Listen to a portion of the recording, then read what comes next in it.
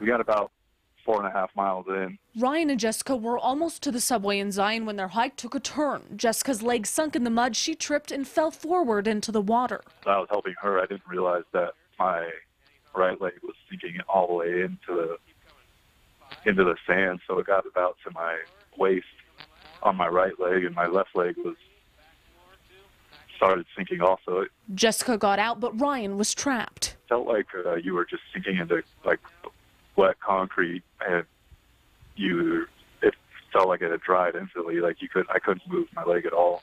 Jessica desperately tried to dig out his leg.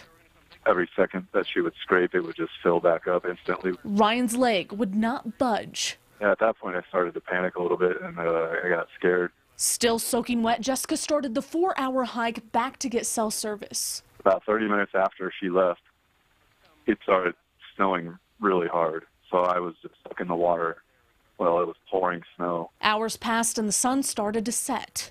My hips were just so tired from standing like that they weren't holding me up. I couldn't really control it to hold myself up. Exhausted, Ryan fell asleep and collapsed into the near freezing water.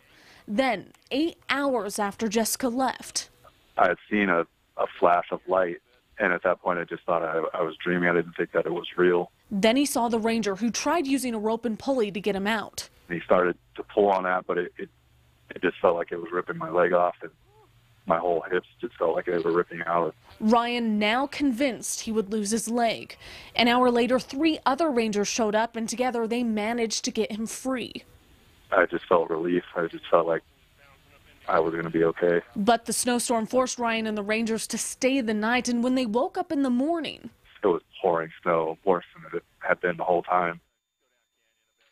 Worried they'd have to stay another night, but then a small break in the storm allowed a helicopter to hoist Ryan out. I feel very lucky to be alive and have my leg.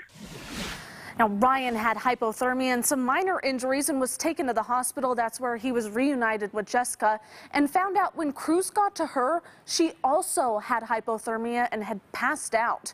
Ryan said he wouldn't be alive had it not been for Jessica and those rangers. In studio, Kirsten Nunez, Fox 13 News, Utah.